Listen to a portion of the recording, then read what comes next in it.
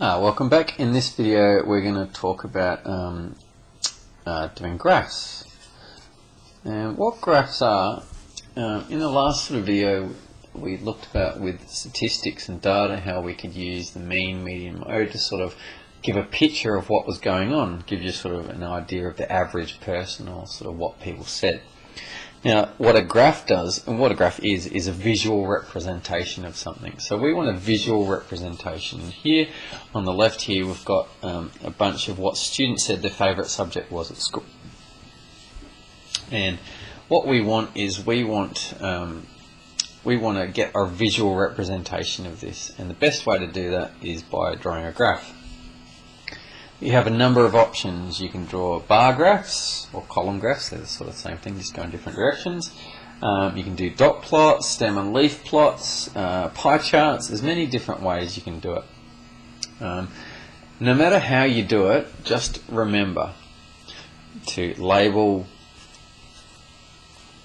your axes. Okay, so label your axes, give the graph a title, include any units that you might need, and I think that's probably all you need to remember. And I better write this down.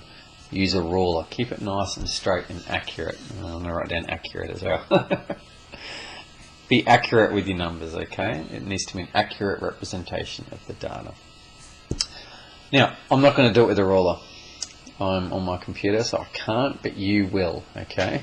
So let's have a look at this. We have got students, year 7 students have said what their favourite subject is. And so we've got their tally here. Let's just complete this table and put the frequency in. So that's 3. So 3 people said maths, 5 people said science, 4 people said English, and 8 people said PE. So let's put this into a graph. So we're going to do a bar chart. I'm going to do it as neatly as possible. That's not too bad for me. Okay, and so what we're going to have is we're going to have frequency up this side, and we're going to have the subject down here, and that'll be normally the way you do it for a bar chart.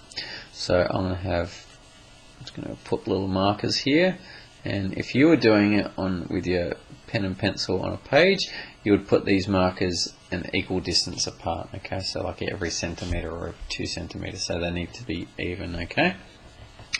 This one is going to represent, it's very hard to write on the side. I'm going to write it like this, maths. This one will be science. Oh, it's hard writing on the computer like this. And this represents English. And this is PE here, okay? And we're going to go upwards.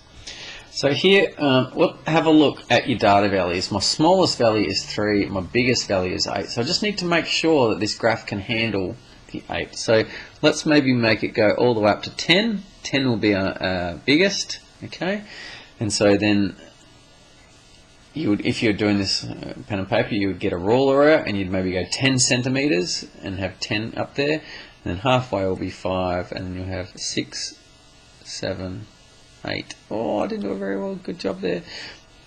1, 2, 3, 4. So there's my frequencies there. And so a bar chart just looks like this. So maths had a frequency of 3. There's 1, 2, 3. So it just needs to go that high. So again, you would do it with a ruler. I'm doing it on the computer, so I can't.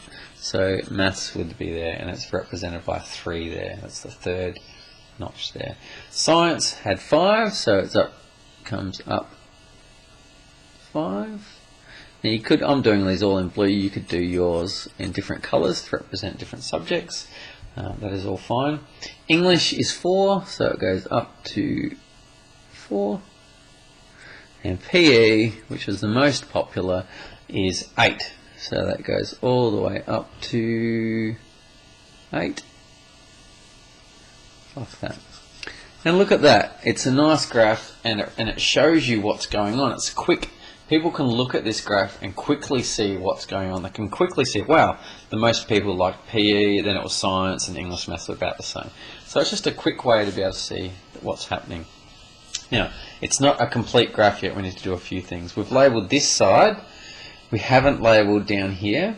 So we could either label this, it's going to be hard for me to write vertically on here, we could either write number of students here, or it could just be frequency, but I'm just going to write number of students, so number of students, and we need a title for it. The title would be Year 7 Favourite Subjects.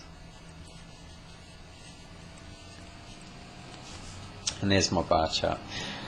Couple of things, just remember, label your axes as I've done here. Here, I've got here, I probably could write down below subjects.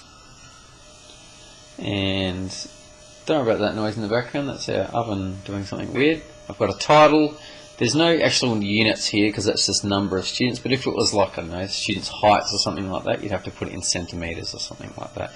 So make sure you put the units. Use a ruler, make sure it's nice and straight, and make sure it's really accurate. It's best to do these on graph paper to make it look really good. And that's how to do a bar chart. In the next video, I'm going to just go through a couple of different type of plots, but that's your first one, your bar chart. See you in the next video.